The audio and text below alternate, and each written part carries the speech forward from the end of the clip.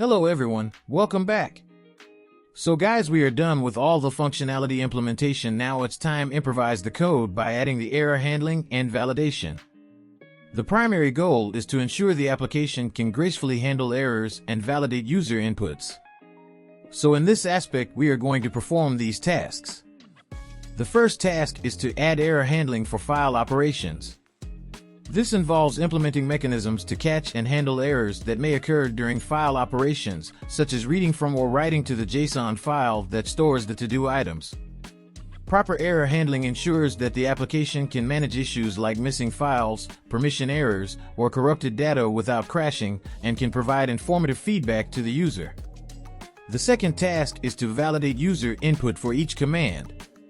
This involves adding checks to ensure that the input provided by the user for each command is valid and meets the expected criteria.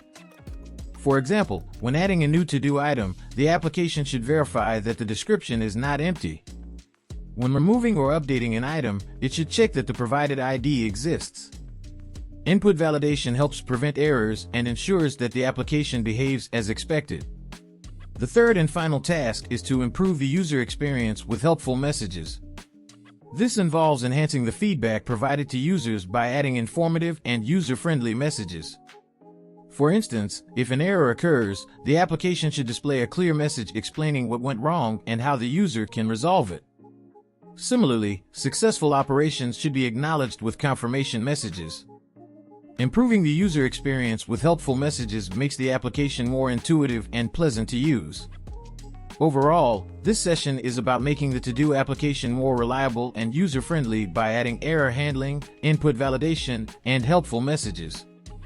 These enhancements ensure that the application can handle unexpected situations gracefully and provide a better experience for the user. So let's jump into the Visual Studio Code and start implementation. So guys, we are into the Visual Studio Code and we are going to perform task of session 7. So basically we are going to add error handling and validation logic, so that if any issue happened while app in use, we can gracefully handle it and show the right messages to the user. So you must be asking what will happen if we don't add error handling logic. In that case, our CLI app behave abruptly, and that is not good user experience. So now let's select these tasks and ask our programming partner GitHub Copilot to help me to implement error handling and validation and perform selected tasks on each command files. And you will see here it has given us the updated code. Let's look into each of the files. First is add.py file and here you will notice that it has incorporated the try block with exception. Next in the list.py file, it has incorporated try and exception block, and previous logic it has put inside the try block. Let's proceed to the remove.py file, new logic. And over here you will find the try and exception block and previous logic incorporated within it. Next we have update.py file, and here also GitHub Copilot done the same thing, add the error handling using try and exception block. Now let's incorporate all these changes into each file. So to do that, let's start with add.py file. We are into the add.py file. And here you will see that there is not try and exception block. So what it means that if any error comes at runtime, then our application is not able to handle it gracefully. So let's delete all these code and insert the latest code which our programming partner GitHub Copilot has given us. Now we are done with latest changes with try and exception block. Save it and proceed to list.py file and perform the same steps. Over here also you will find that there is not error handling. So to incorporate error handling into the list command, let's delete these code and insert the new one. Save the file and proceed to the remove.py file.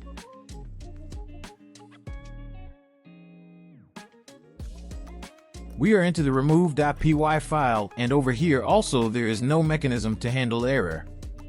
So we will repeat the same. Delete the existing code and insert the new one. Save it and proceed to the update.py file.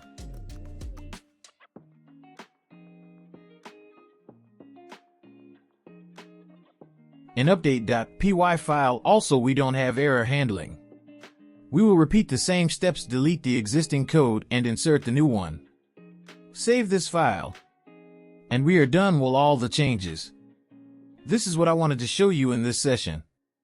In the next session, we will write some unit test cases with the help of our programming partner GitHub Copilot to validate all our changes.